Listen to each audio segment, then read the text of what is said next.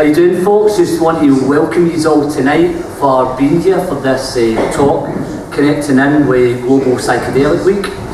My name is Danny Mclaren, and I'll be facilitating an open conversation between two incredible souls that have been creating a real impact in the landscape of Scotland's medicine and community work within Scotland and beyond. So I'm feeling quite a lot of energy in us. We're sitting right here with Paul and Lilia, so expect us to just dive in as if we're just having a conversation in our own homes, you know. And just really the focal point of the talk tonight is the power of community healing with medicine work. So before I jump straight in, a little bit of introduction about myself. I'm an integrative somatic therapist, ceremonial space holder and plant medicine integration practitioner who weaves together trauma-informed healing and earth-based wisdom. I've been on half a decade of a journey working with psychedelics, holistic healing modalities and experiencing the power of transpersonal energy, personally in my own life and in the service of others. So tonight, this facilitation and discussion will be between Bad Guru, Paul Tait and Lilia Sinclair from Heal Scotland. So first of all, just like to give them a round of applause just for being here tonight.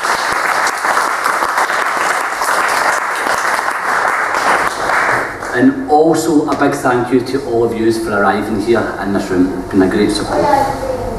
So, Lilia Let It Go Sinclair is a wild wilderness warrior and the founder of Heal Scotland, on an incredible movement that's bringing together healing communities from all over Scotland. This movement promotes holistic practices, health sovereignty, and a move back to medicine forged locally and created with conscious love and intention. Lilia is the author of Scotland's Wild Medicine, which is one of the many resources available from her and her movement. Paul, also known as Bad Guru, some of you may know, he's got quite a good reputation that precedes him. Paul has had an extensive criminal history and has interacted with organisations involved at high-level organised crime.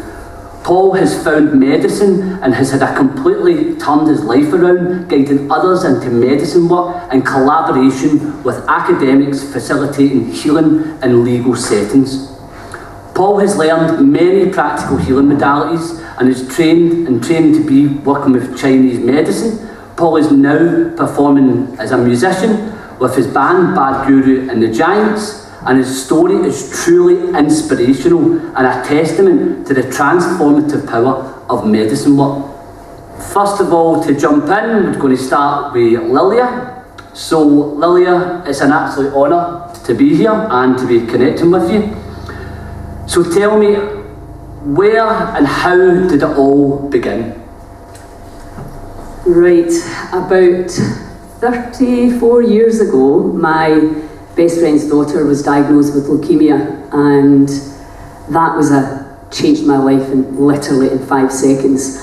And when she was having a bone marrow transplant, I was standing outside looking at her inside, bald, emaciated and really, really thin. Her head looked huge.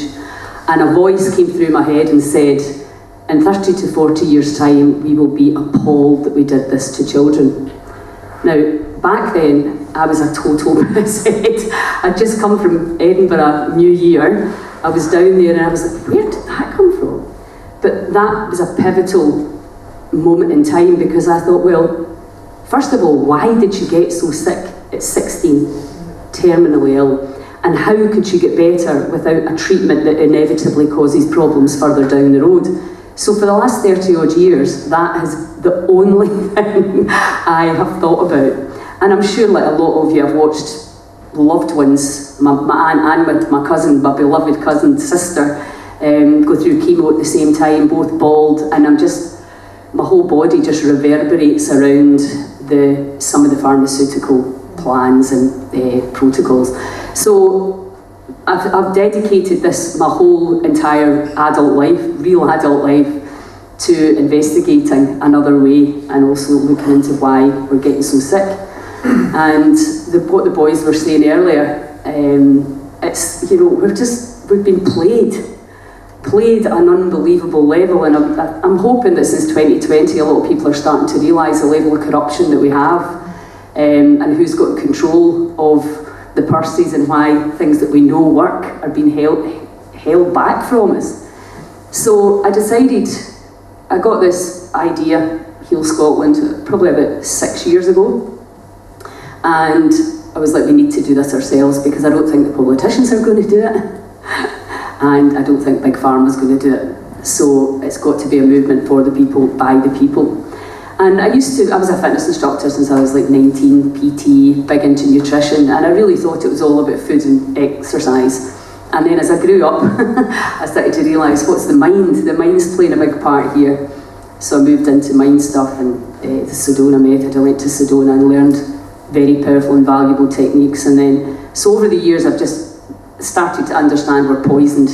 I have a machine called the Quest 9, it's a biofeedback machine, and I can see all the information in your body, 13,000 things that the body's carrying. And but they try to blame us, well, you need to eat right, you need to drink right, and in actual fact the body's laden with a lot of heavy metals and bacteria that were never ever designed to be in the body. And obviously the other thing I need to say that how things get into the body that weren't is foreign travel and sex with dodgy people. That's the main thing, and food poisoning. So all of these things, and then add in all the chemicals, add in all the false lighting, all of it. You know what? I'm sure you guys are perfectly aware. We're so far away from nature, it is absolutely bonkers. Plastic soles in our shoes, sunglasses in our eyes. We're literally unplugged. We are an energy field interacting with an energy field. We're giving out and receiving information. So our mission, educate, inspire, support, and to turn our health trajectory from one of the worst in the world, which it is at the moment, to one of the best. Because we can do that. Nobody's going to do it for us, unfortunately. But we can do it. People can do it once they understand, I think, number one, that we've been played, and number two, we at a community level, it has to be a community level. Because I did what a lot of addiction centres do. I wasn't really aware that I was doing that, but I took people in a 3-month break to a farm to prove if you do these things every day, the body will be different in 3 months. And we proved that categorically. But then they went back to their old environments. And that's exactly what happens in rehab. The place that you go back to the place where you got sick, or you got stressed, or whatever it is that's happened. So that's why we're now, very exciting news for the Heal Scotland movement. There's a place up near Bridgewere in Quarriers, and it's a man who set up all the most incredible, if I had the money, he set up exactly what I would have done. He's got oxygen, he's got PMF, he's got red light therapy, he's got ozone, he's got far infrared saunas, everything that mimics nature and delivers it into the body. So we now have a place where you can go for that. Thanks to Paul, he's going to allow me to have the use of his farm. So we're going to have nature there, we're going to have a place where people can come and have a purpose, where we create something incredible. Because my vision is that we can have one of the most phenomenal healing centres, healing education oases in the world. We have got the land, we have got the food, but the problem is right now we're not utilising it. So that's the mission. I can't do it myself, because I keep saying if I could, I would have done it already. We need people to get involved, and you know, when people are tired and low in motivation and browbeaten by the systems, we've got the most expensive electricity in the world. What? So it's nice to see Claire up there, who's starting a Scottish party, because we have to take it from quite a lot of angles here. But we've got land, we've got some of the best brain food in the world. Salmon, trout, herring, mackerel. We've got all the berries that grow all summer before we tard over everything. Gooseberries, raspberries, brambles, and we've got venison, we've got rabbit. I mean, that's the best omega-3 brain food that anybody can eat. But Scottish people aren't eating it. And that's an education thing, because again, we have to take matters into our own hands, and we have to take sovereignty over our own health. Nobody's coming to save us. It's got to be up to us to stand up and go, enough. If not for our kids and grandkids, if not for ourselves, for our kids and our grandkids, because we're in a pretty dire situation right now, which we can turn pretty quickly. I truly believe that. If we can just get enough people to see, and we can get that vibration up. And I really believe people are so disconnected, and they're asking me, what can I do, what can I do? Well, now we've got something that you can do. You can come to the farm and we can co-create an incredible place and space for people to come. We'll need more than one, obviously, but it's a good start, so I am very excited about that. Incredible. So one of the things that I've always connected, like this was the first time we've actually met tonight, although I've been watching and following your movement and what's been happening for a number of years. And like with every kind of healing culture or any developing culture or movement, there's always variations of it. And one of the things for me personally why I'm really drawn to loving obviously what Heal Scotland is about is it grassroots, it's grounded, it's one of the core components when thinking about looking at what's one of the first steps to how people learn to change, and it's a shift in consciousness. How when the consciousness begins to change and expand and develop, then new things begin to integrate into the lifestyle and into the ways of living. But without the expansion of consciousness, we can't see or we aren't aware unless there is either crisis or a need that's pulled out in front of us through our peers or through an environment. So consciousness, expansion of that consciousness, and consciousness can be expanded in many different ways. And obviously we're here tonight, Global Psychedelic Week.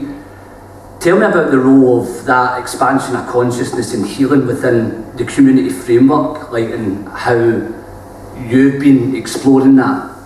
Well, when I met Claire Holohan, who co-wrote the book with me, she's a medical herbalist, and she really opened my eyes to what was going on in the forests and the food that's already there for us at a vibrational level. So, you know, we think we're eating food for nutrition, but we're also eating, if we're foraging, we're eating a high vibrational food. And also because if it's organic and out the forest and nutrient dense, we don't need nearly as much of it. And then obviously we have psilocybin, we have magic mushrooms as we call them, liberty caps, as I think is the name. We believe that the planet provides everything that we need. It's just a lack of understanding. The mushrooms are almost coming up going, eat me, so that you can break through this, you know, this heaviness, this darkness, this suffering, and see that there's much more, and there really isn't a faster way to do it, you know. And all Indigenous people, they have their plants, and you know, people come to Scotland to forage our mushrooms. You just go into the forest and suddenly you realise there's about 100 different medicines in there. The trees, what are the trees giving us in terms of the phytoncides?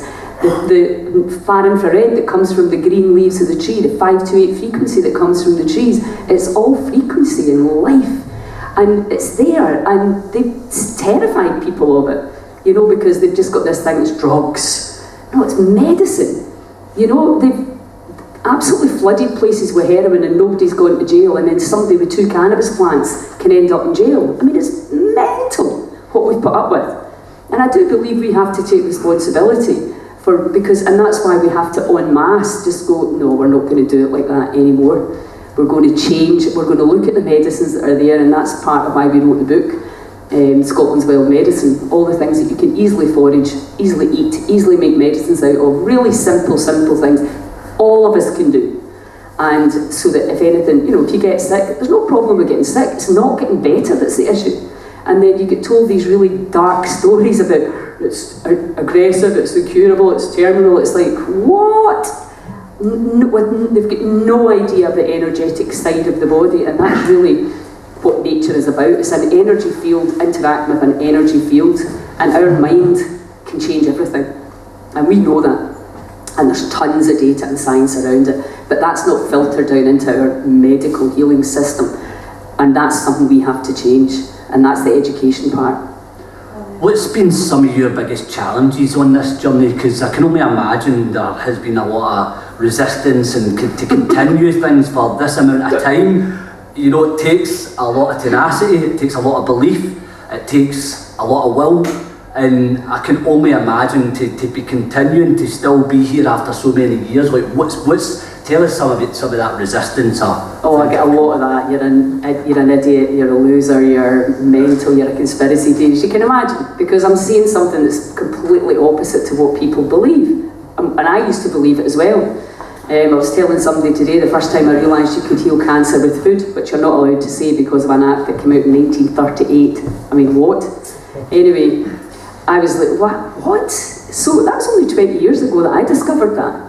And I learned about vaccines and what was in them, and the heavy metals, and, you know, the dentist. I don't know so much now, but certainly back in the day, it's just barbaric what was done to us and what was put into our bodies without us knowing. So getting people to believe, a person in a white coat can say to you, you've got 3 months to live, and pretty much everybody will believe that. Then they come to me, and I'm like, well, that might not be true. Let's look at what we can do here. So I get the fear away, and then they go back for another test, and the fear comes back full blown. So everything's done through fear. Nobody in their right mind would put a vein out for chemotherapy if they weren't convinced that's the only way they were going to stay alive. And this is the big problem that we've had. We've been absolutely, blatantly lied to. And I don't think the doctors know that they're lying. I think that that's the way they've been taught and trained. And now what's happening is we've got some people that have come out the system, and we need that. We need people to prove it, because most people like somebody else to prove it for them before they try it. So yeah, getting people to believe it's possible. That's the biggest thing. And getting people to see the electromagnetic side of the body, which is where information travels at the speed of light, and where faith healings can happen very, very quickly. And Joe Dispenza, I don't know if you're familiar with Joe, look him up if you're not, watch his documentary, The Source. The science, the data, solid data is all there. One woman grew back her thyroid with meditation and visualization. The blueprint for the body's already there, and you can cut a bit off, but the information's still there. And they're doing it with teeth, they're doing it, you know, the possibilities are actually infinite. The only thing that will stop you is this, because you don't get it for free, you have to do the work. And that's, I suppose, what we are doing. We've just finished a 72-hour fast. 72 people doing a 72-hour fast, which is quite a coincidence, that was the amount of people. And I was amazed by the ones that finished it. And I thought, that's a sign. 3 days fasting, that's hardcore. You know, that fasting heals you. The body knows how to heal itself. If we get out the road and stop blaming, shaming, complaining, bringing others down, gossiping, we need to stop all that. We need to see that to move forward, we need to do it together, we need to unify. We actually are all one. So as soon as we realise that and we all pull together, we are absolutely unstoppable. We're electromagnetic in nature as well as physical and biological. So we become like a power grid, a power force that nothing can touch on a vibrational level. But it's just getting people to really see that and feel it and are willing to stand up and take part. That's all we need to do. Incredible. So, the link, how did you meet this man here? What's the story? That's actually a fantastic story, right? Of absolutely. One of Paul's friends, who I'd never met, she'd seen me at events, but we'd never actually spoken. She sent me a message one day. I was doing Edinburgh at my friend's, and I listened to the message, and it was like, she was very excited, and she said, look, this is totally random. I don't know how you're going to feel about this message, but I've got this friend Paul, he talks exactly the same as you, talks all about the same stuff. I really think you should meet him. And so I was in Edinburgh, I was driving back. I said, I'm coming back tomorrow, I'll come and see the farm. She told me about the farm. So I met Paul, and that was instant. We just knew we were absolutely in the same page. So up to see the farm, I was like, yes, this is what we need. I didn't know anything about that area, and at that point I didn't know about the health hub, which just happens to be 11 minutes away from the farm. How's that for divine manifestation? So, and then we were talking, I've been having a few meetings with Jonathan, who owns the health hub, and how we can integrate and utilise his facilities. And my big passion is people that have been diagnosed terminal and incurable, because they're very often not. But I've never had a place to take them before, but now we've got a place to take them. So we're looking at some place that we can get them to stay. So I phoned Paul last week and I said, look, this is incredible what's going on here. And he was like, oh, well, I was just thinking, I'll just give you the farm to do whatever you want with. And I was like, what? Right, so now we've got the whole deal. We've got the nature, we've got the farm, we can co-create this space, and we've got this quantum healing centre literally just down the road. So that's how we met, and we just become pals. Both big Waynes, really at heart. Wow, that's a story. There's also how we can create that interlink, Paul, as well. In my own journey, I connected with you about 3-4 years ago, and it's been quite nice to actually just reconnect by pure chance of being here, and it's an absolute honour, and there's a lot of excitement as well, because I know your words are so strong, passionate, and I know the changes that you're bringing into the world. So I know you probably get asked as well about the same story and over again, but for your perspective, Paul, like Bad Guru, community healing, medicine, connected with Heal Scotland, like how did that begin for you, and where are you going with things now? I'm Paul, I'm the Bad Guru. Lilia is talking about vibration, about frequency. I love Nikola Tesla. Love this guy, love Einstein. Nikola Tesla said, if you want to find out the secrets of the universe, think in terms of energy, frequency and vibration. I brought this level of consciousness chart here today, and this tells you the vibration of people, your level of consciousness. And the majority of people in this society live in these low vibrations: shame, guilt, apathy, grief, fear, desire, anger, pride. And we live in this victim abuser consciousness. This is where we're living. Everybody you can see, I'll walk into this chart and you can have a look. And this is measurable. Well, this is measurable with kinesiology. And when you're in this victim abuser consciousness, you're in hell. If any of you have ever lived with shame or guilt, I got abused since I was a wee baby. And I know. And I lived in hell. And it didn't matter what I got. I became the head of our organised crime group. I became armed robber when I was 14, and then just progressed through this violence. Because I learned violence since I was a young child, and I became good at it. Where I lived, I became good at violence. And that was rewarded, because then you were the man, and then you sold all the drugs, and then you got all the birds. But I was empty inside. I sat in a house, a £1 million flat one day, and I just thought, is this it? Is this it? This life? This is what I got up every single day, this is what you go and spend your life trying to achieve and getting money and getting a status, and then what? But what happens if you're empty inside? What happens if your vibration's low and you want to kill yourself? Because you're ashamed and you feel guilty for all the carnage that you've caused, and you feel ashamed of the shit that happened to you, and then you think, why me? Why did this happen to me? You're a victim. And then you overcome being a victim, then you become an abuser. And then the cycle just keeps on going, keeps on going. When I read this quote from Tesla, said, think, if you want to discover the secrets of the universe, think in terms of energy, frequency and vibration. I thought, what is vibration? And I see what was going on with me in the world. I see people that are addicted to drugs, they're addicted to porn, they abuse other people, they have these pathologies, and I thought, what underpins all of this? If Tesla says think in terms of energy, frequency and vibration, what underpins this? So the vibration underpins every single thing. You imagine if the vibration's the root. If you've got a tree out there and there's an issue with the leaves, you don't go and treat the leaf, you treat the root. What is the root cause that underpins all of these? Is the vibration.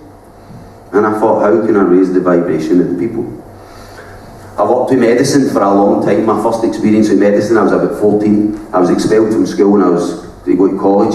My mate said, do you want to go up the hills and we'll pick some mushrooms? I said, aye, let's go.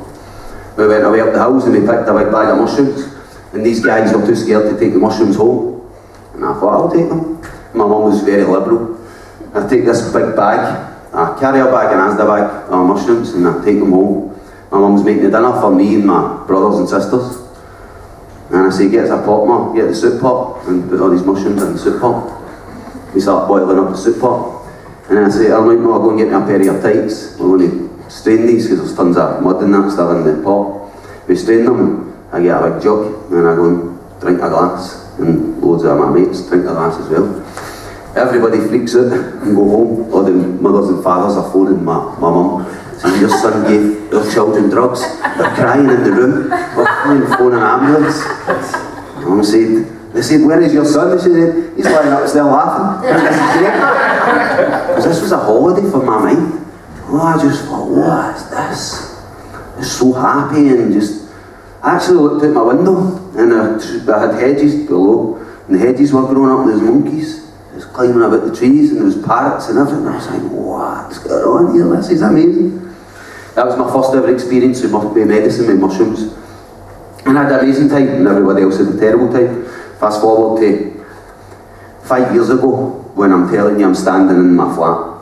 Well, aye, there 5 years ago, standing in my flat. I'm thinking, is this it?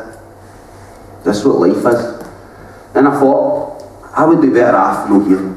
This place would be better off. My children would be better off, because I was angry, so angry. I lived there. Anger, and pride, and shame and guilt and everything else. I lived in hell, and the only place out of hell was to kill yourself. That's what I thought. And I asked, I just said, if this is true, because I had adventures all through my life, travelled everywhere in the world, and I thought, if this can't be the end of this can't be the end here, me just standing here and say, okay, I'm going to take pills, I'm going to kill myself. And a guy came into my life. This guy introduced me to microdosing, came to my house. I ended up meeting him through something. He came to my house and I must have been telling him some story, and he said, have you ever heard of microdosing? And I said, no, what is it? And he said, it's mushrooms, a tiny wee bit of mushrooms, and you take them every day. I said, what does it do? He says, makes you feel good. I said, give me a couple. And he gave me them there, and then I ate them. And he gave me enough for a week. He phoned me a week later. He said to me, how do you feel now? I said, much happier than I did last week. And he said, you're ready for a ceremony? I say, what's a ceremony? And he says, take 2 to 3 grams of mushrooms, set an intention, he give me a playlist, give me all this stuff. I get 10 grams of mushrooms and I take 3. And I'm sitting there, and about 20 minutes later, this voice, loud and clear in my ear, said, you need another cup. We'll get another one.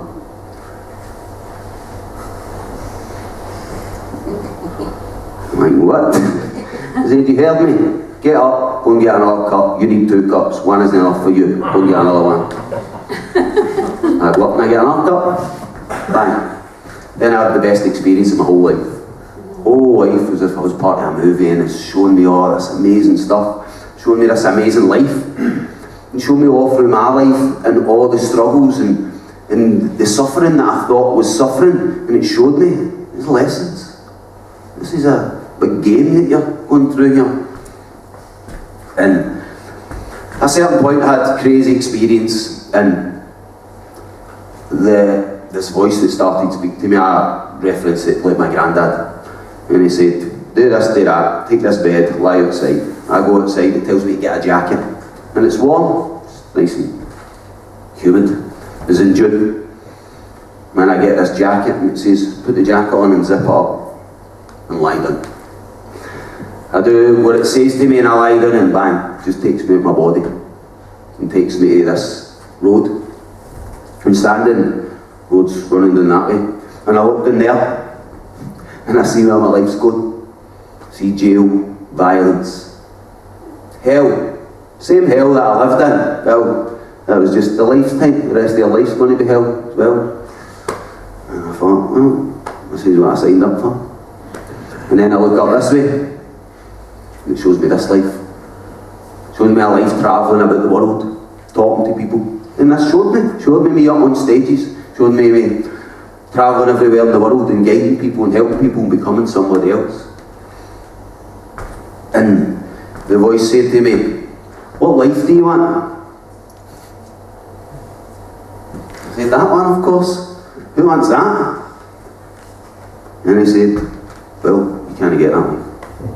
You only go that way.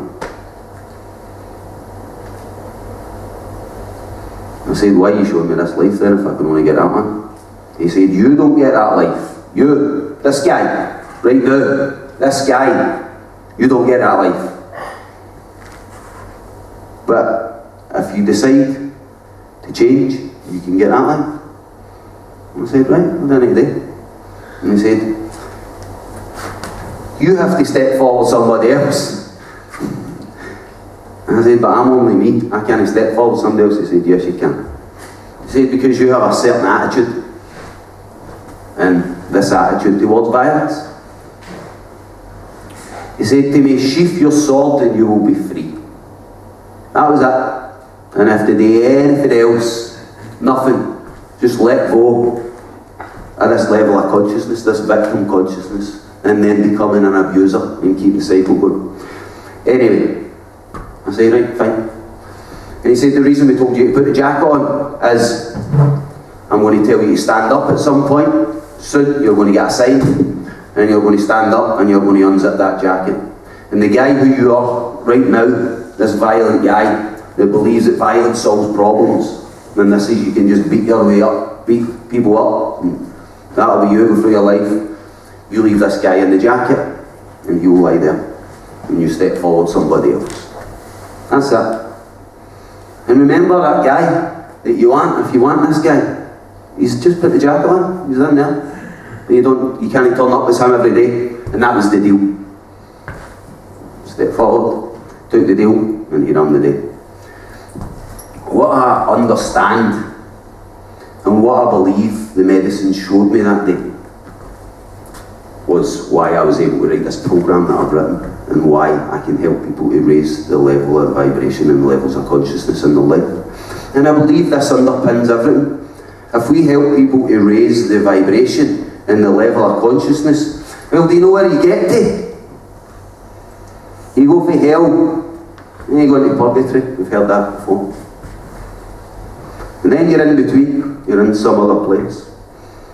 And then you emerge into paradise, you emerge into heaven. And I'm here to tell you that this is true. This is 100% true.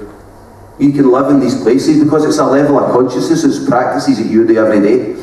And if you turn up every single day and you're grateful for life and you're in gratitude, then you're in a higher level of consciousness. And the opportunities are there for your life, but they weren't there for me when I was living that life. But now they're all apparent because I live this life. And why is that? If you raise the levels of your consciousness, then there is more opportunities open to you. Because you're no shielded, you're no hidden, you're no angry, you're not aggressive, you're open. You want to co-create, you want to create new systems, new cultures.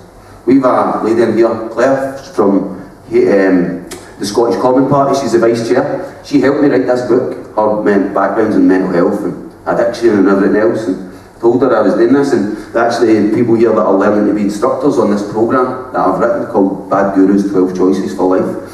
What I want to offer everybody here is the opportunity to be part of history and try this. And if you don't believe me, I hope nobody in this room believes me. I hope you all think, this guy, who does he think he is? What does he know? Good, that's what I want everybody to think. Because I want you to try this programme and see if it can change your level of consciousness, which I know it does with people here that's on the programme, and talk to them. Don't listen to me, ask the other people that's done the programme, ask them, they've been training through this programme for a year, and ask them the benefits it's made in their life, the difference it's made in their life. And this is what Lilia is talking about, what Danny is talking about, is levels of consciousness, vibration, that underpins everything. Because we vibrate, every single cell in your body vibrates.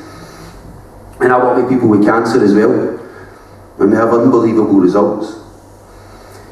When you're in this level of vibration, there's a test you can do on your cells. It's called the test the phase angle.